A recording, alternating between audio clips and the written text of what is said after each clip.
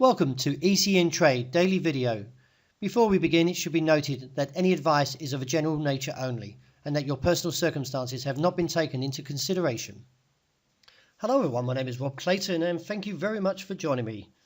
Now with the Australian dollar, despite the initial short-term bullish trend that we've seen over the last 4 days, the market is now appearing to be struggling as the advances is not as positive as recently believed.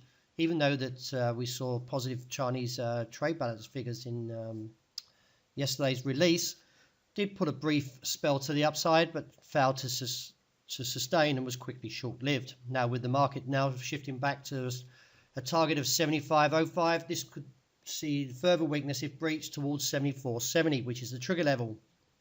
A break beneath there would give further exposure to the downside and will support a target of 73.85. But I would like to see these technicals break down a little bit first before coming out of that call, as we should not discount further challenges around that 75.55 level, but it should contain any advance further. Now overnight, the European Central Bank left its benchmark interest rates unchanged and dropped any reference to the future rate cut. In a statement after the decision, President Mario Draghi gave a press conference and expressed the interest rates to remain at present levels for an extended period of time. He also added that it would be ready to extend its quantitative easing program if needed. Now, with the dollar index slightly firm this morning, has put further stress on that 111.70 support after seeing a low of 78. Now, a break beneath there would give further exposure, and a 100 point drop to a target of 110.70.90 and reassess from there. Any advances on the day looks towards 112.45 as minor and 112.80 figure as still a cap, as we see here still holding towards a multi-month near highs around that level of 113 handle. But technically you can see we are breaking down, and I do feel that the market will eventually reach its target of around that 110 level. Well, dollar yen is actually still trying to rally above that 110 handle as it hugs there this morning. Now, yesterday we did see on the data front that the Japanese final GDP was rather disappointing, that the number missed its forecast of 0.6% and instead coming lower at 0.3%. Also, the Japanese current account surplus improved to 181 trillion, way above its forecast of 162 trillion. Now, further into today, the market will be watching very closely to any updates from the former FBI Director James Comey, who sits in front of the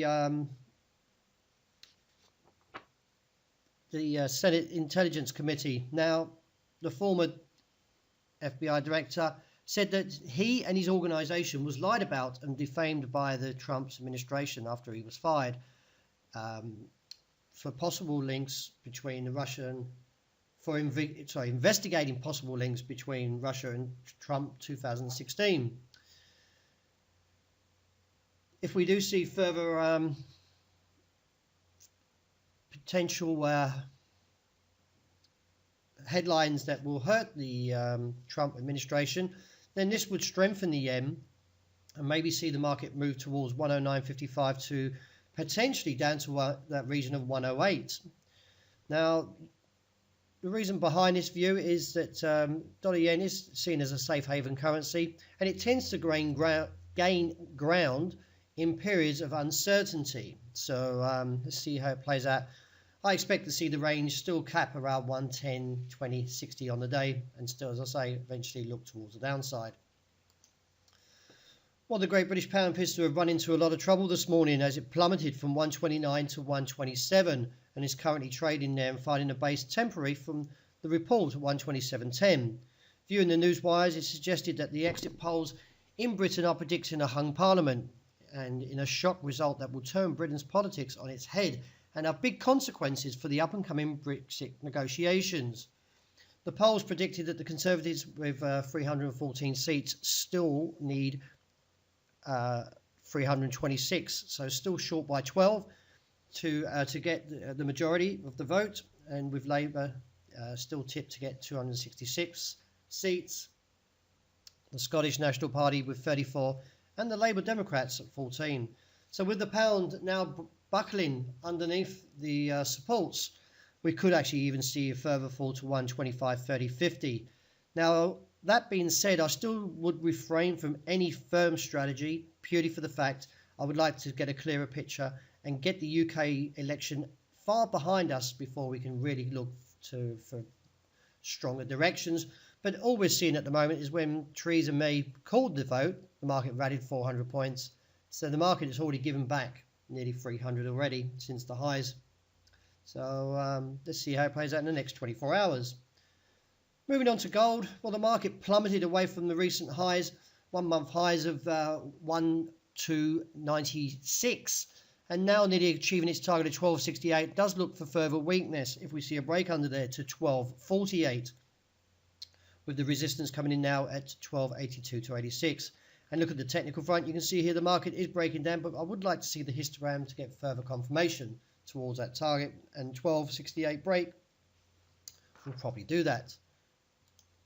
And wrapping up with oil, still looking for a further weak outlook to come with 43.4065 on the cards. With any advance now looking for a cap around $46.60. So that wraps up my daily video. Thank you very much for joining me, and I hope you have a great day and a great weekend that's about to commence.